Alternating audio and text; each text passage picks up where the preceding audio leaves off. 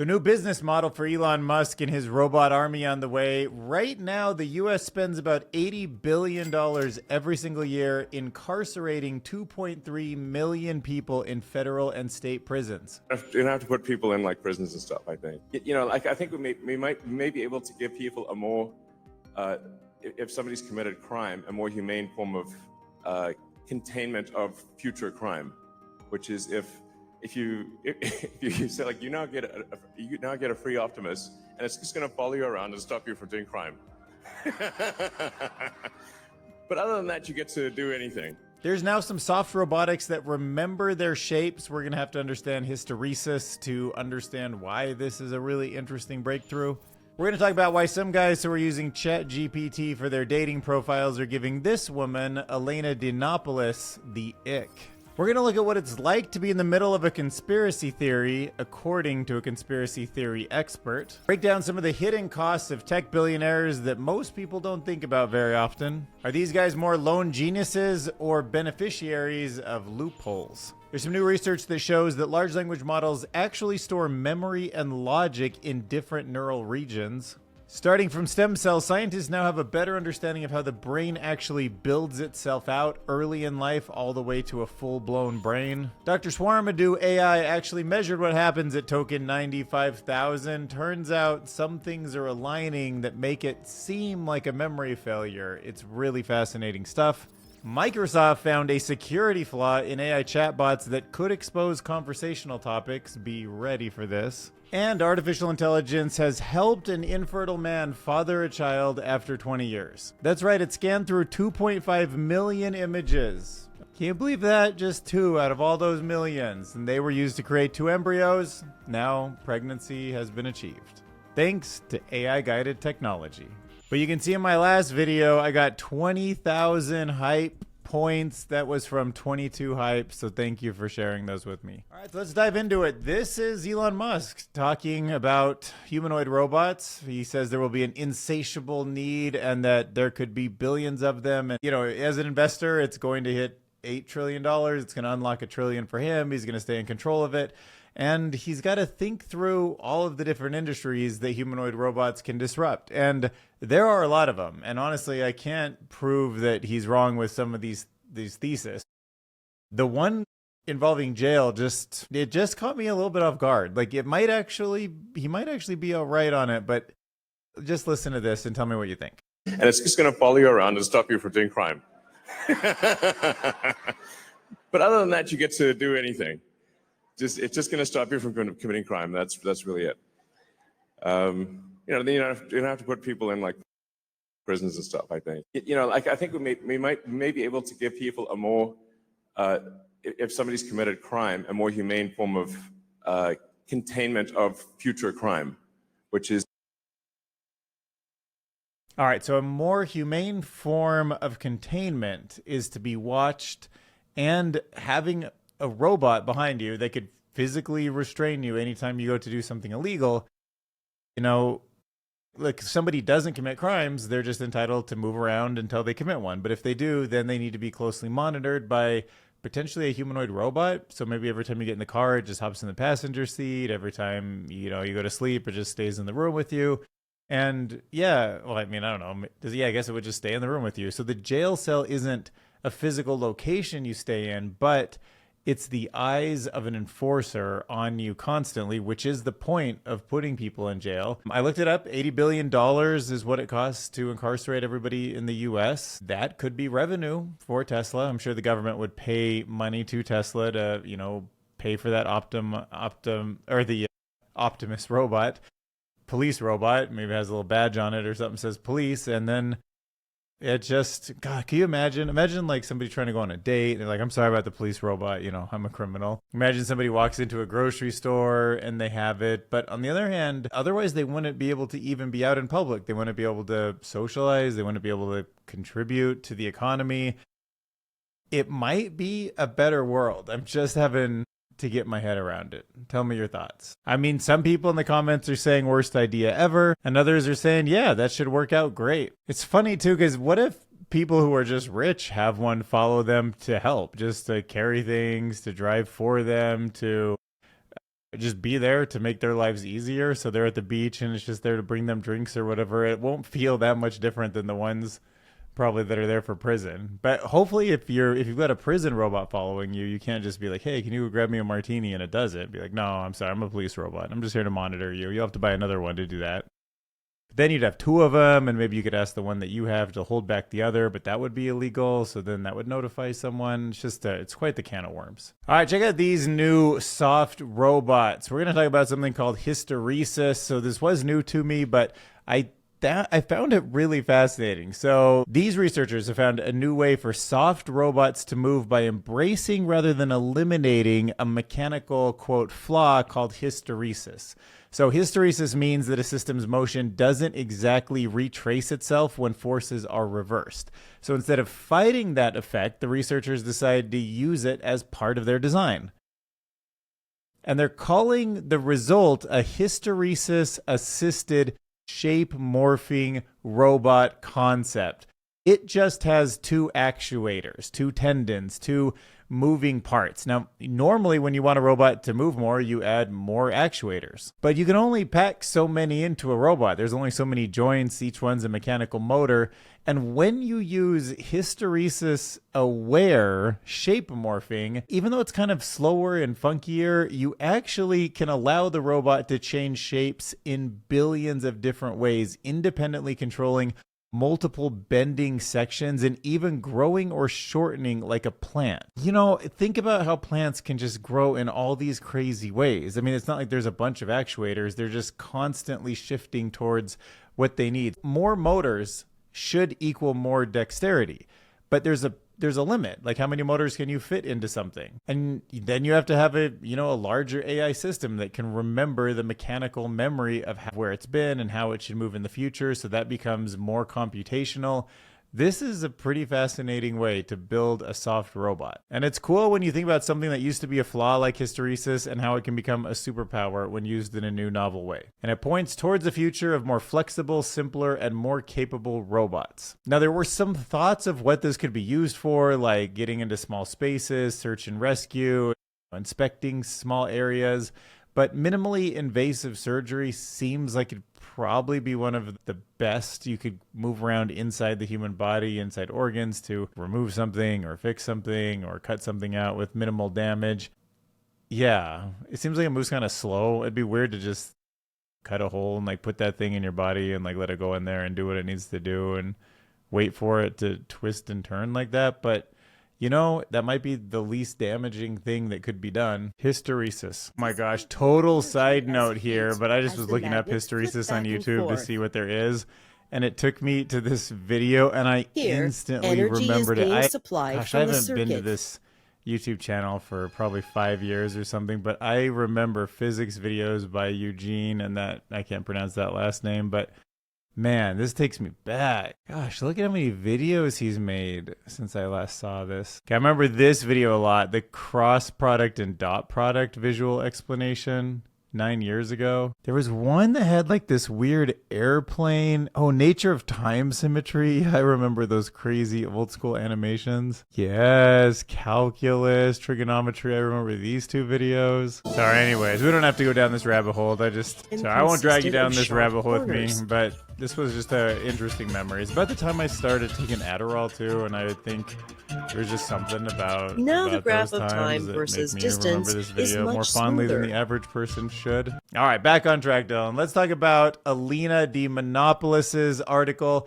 It shows such laziness. Why I refuse to date somebody who uses ChatGPT. She calls it the ultimate ick, trying to form a deep, lasting connection with a person who outsources original thought. So what she's touching on in this article is something I do think we should kind of be aware of. So the writer's describing how she refuses to date anybody who regularly uses ChatGPT. Like, there is a place for it in her mind. It's not completely binary, but if it's for seemingly benign tasks like choosing a restaurant or planning a grocery list, she argues that relying on AI in everyday life can signal a lack of independence, a lack of creativity, a lack of emotional investment, and especially when those things are being used for a relationship itself. So if you're using it to help with a text message or an email that's meant to go to somebody you're trying to connect with, it's even worse. And there's like these little anecdotes where you can imagine a girl going on a first date with someone and think about it from her point of view. If the guy pulls out his phone and he asks ChatGPT a quick question to make a decision, it just feels like it's less of an attention span. It's less of a person who can make their own decisions. It just would feel like the connection that they're building might be outsourced in the same way, and just give them the ick, as she describes it. And she says she's heard all of the what ifs. I've heard them all. What if I use it for my job, but I hate it otherwise? What if I use it to help people? What if I only use it as a proofreading tool? I'd never use it to write anything. And to all that, she says, there are people out there for you, but I am not one of them. All right, next up, let's talk about a conspiracy theory expert talking about what it was like to actually be caught up in a conspiracy theory. And the reason I want to is because I do worry a lot about everything from deepfakes to AI misinformation to even super intelligent systems that are clearly meant to sell to us and deceive us and influence us, I guess. So the more we have sort of the meditation tool to step back from our thoughts and just sort of ask ourselves, who benefits from these things? Why is it so easy to keep going back to them? This article kind of gives us some insight. So this author was already an expert on conspiracy theories. He studied QAnon, and he actually went out and wrote about this for a long time. And then he found himself caught up in a couple of misinformation worlds on his own. So he had this house in California that burned down during the big fires, if you remember those. And at those community meetings, people who seemed pretty normal before losing their house, but, were homeless and scared and questioning things, started to act sort of different in these emergency response situations. And for him, it was happening alongside anger. There'd be real anger. Why did this happen? Why isn't insurance paying for these houses? What was wrong with our fire department? How did we get forest fires that were this bad? And then other conspiracy theories would start popping up. There was even claims that he encountered where Joe Biden intentionally grounded all the firefighting planes because somebody, I guess the Democrats wanted the rich Hollywood people to burn their houses to burn down. And of course, I think that stuff would be pretty ridiculous. But having a professional and personal life collide like this gave him the realization that being a trauma victim made it incredibly hard to discern fact from fiction. So if we're going to survive the AI world, the singularity, the best, we're going to have to not just be like, oh my God, I'm so scared. Because as soon as we get super scared, we get super distracted, we feel like it could all be taken from us or our privacy is gone. The second we act that way, we become even more vulnerable to the misinformation, and the systems are constantly getting smarter.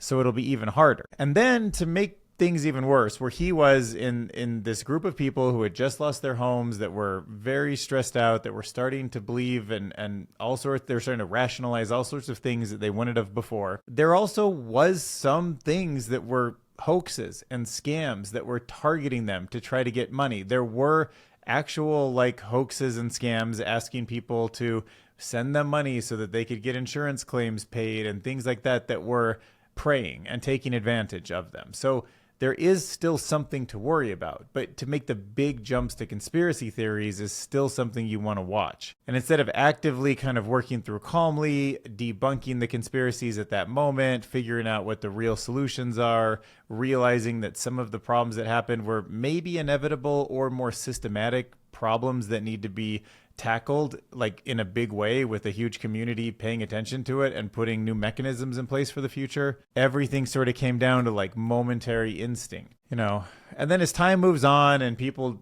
kind of got back into their lives, and insurance for the most part did, get them new houses, and people kind of calmed down, it's easy to look back and notice how different everyone was acting during those moments. And he comes to this conclusion that conspiracy theories serve a deep psychological need to assign meaning and responsibility to an otherwise senseless and overwhelming calamity. I mean, the way I see it is the human brain is good at pattern recognition. We want to make sense out of things that don't make sense. And in a world that is getting more and more complicated, there's interconnectedness between every country and every supply chain and everything that goes viral on the internet. And it's only going to get worse. We're going to find it easy to listen to somebody who says, let me just tell you, the simple solution is that's a bad guy, I'm a good guy.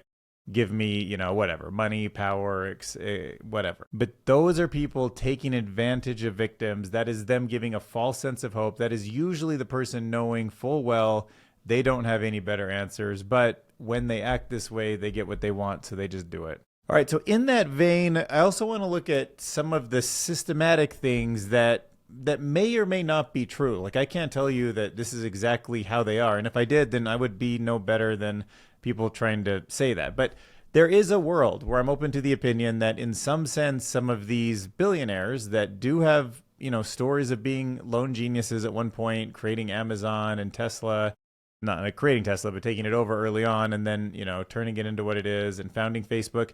These were products that were interesting and they served a need and they really did change the world. But also, there is a system behind it that allowed some elements of like incredible wealth to flow in certain ways. And I don't know if you can always say that that's completely fair or not. So let's look at what might be going on. All right, so this was written by Dick Doal. Here is his take on it. It argues that tech billionaires will often are portrayed as these solitary geniuses, owe much of their success often to public infrastructure, taxpayer-funded research, certain legal and regulatory systems that help shape things in their favor, not just their innovation, not just their contributions, and not just their hard work. I think that it's all intertwined to some degree. I don't want to take that away, but I also want to say there's sometimes an amplifying effect that should be, kind of pointed out. So in his article, he outlines how innovations like the internet, GPS, and early AI tools had their roots in government investments,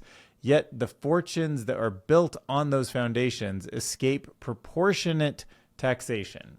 They exploit labor through gig economy models and stifle competition, sometimes via acquisitions and regulatory capture. So in short, he argues that there can be a massive value extraction happening at the end while the public pays the costs at the beginning. Right? So Blue Origin and SpaceX, well, could they be private companies today without NASA's public investment of over $690 billion since 1958? Probably not. Doesn't mean they're great companies and they built on something that came before them. It just means something did come before them. And that could be taken into the full equation. Satellite technology, touchscreens, voice recognition. He talks about gaming the tax code while dodging the bill. Amazon famously paid $0 in federal income tax in 2018, despite over $10 billion in profits. I mean, all of us had federal tax income probably in 2018.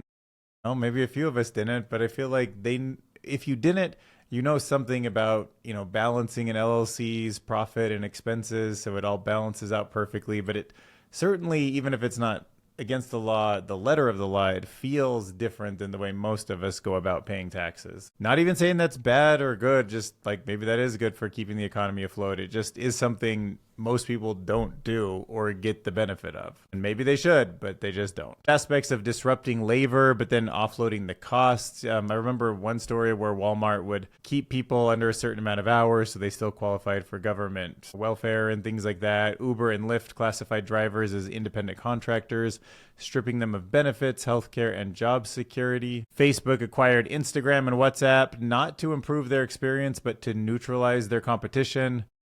Amazon used third-party seller data to copy popular products and undercut them. Maintains a tight grip on the App Store, forcing developers to pay a 30% fee. And he argues that a rigged system needs to be unrigged. So what does that look like? If somebody who's super rich, a tech billionaire, is benefiting from public investment, civic infrastructure, generous legal systems, weak regulation, a mythology of individual genius, or a tax code that they helped rewrite, they put the loopholes in there to benefit themselves, we might want to consider undoing that or taking that into account for what their taxes should be. If the nation invested in the future, the citizens built the system that enabled them to succeed, then it's time for them to return the favor, not with philanthropy or PR campaigns, but with taxes. Let me know in the comments, what do you think? Should we try to close some of the loopholes for corporations or the top 1%, or do you think it's better? Do you believe more in trickle-down economics, that they created the value, they deserve their cut of it, no matter how big that slice is, and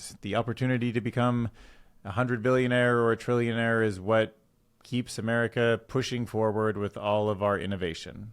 Let me hear your thoughts. All right, so there's some new insights into how AI models actually think. There's some ways that they keep different parts of their brain separated that we're learning, and it just naturally emerges. So researchers have found that large language models store memorization, so things like recalling facts or arithmetic, and reasoning, which is like applying logic to a novel problem, in different internal neural regions. I didn't really think that different neural regions were actually a thing. But when I thought about how you might have a trillion parameters, you have backpropagation moving everything around, and you definitely can think about all of the tokens being in some kind of a position. And then we've talked in especially those last couple of videos where we really went into manifolds and sort of the geometry that you can think about inside of these systems.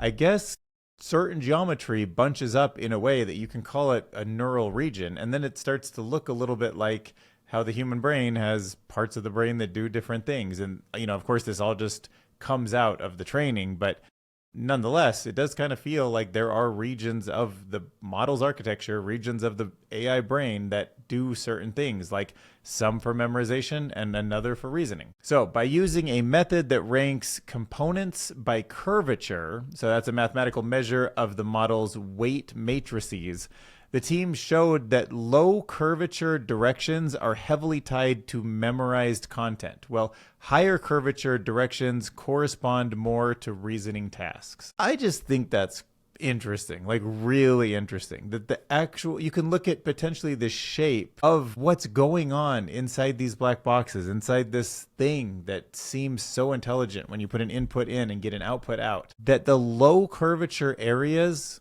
are memorizing and the high curvature areas are reasoning. I mean, take a second to just chill and think about that. It's just very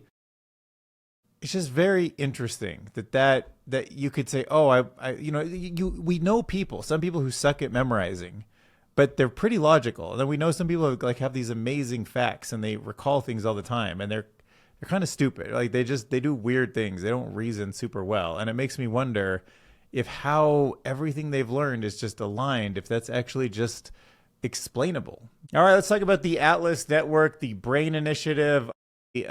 First covered that this was even happening, I think, like almost a year ago now. So it's the first time I've kind of revisited the Brain Initiative Cell Atlas Network, the BICAN as they call it.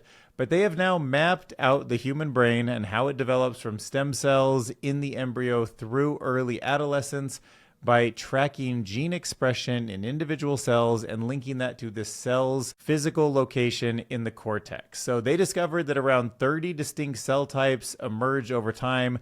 That includes neurons, glia, immune cells, and they even identified a tripotential intermediate progenitor cell. I can't say that twice, but that's a type of cell that can give rise to inhibitory neurons. But that is a type of cell that can give rise to inhibitory neurons that can support glia, and they have insulating cells. So anyways, they have this full cell atlas now, and I feel like this is a pretty interesting data set that AI can start analyzing soon. It reveals where and when various genetic programs become active.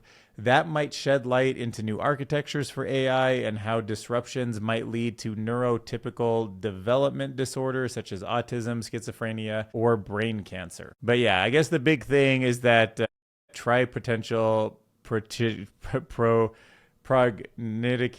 But yeah, I guess the big unique thing is that tripotential progenitor cell, which can branch into multiple distinct brain cell types. That was all pretty new until this study. So yeah, learning more and more about the human brain every week. All right, so kind of going back to that idea of the different shapes inside of a neural network, you might find this pretty fascinating. This is Dr. Schwarmadoo AI again.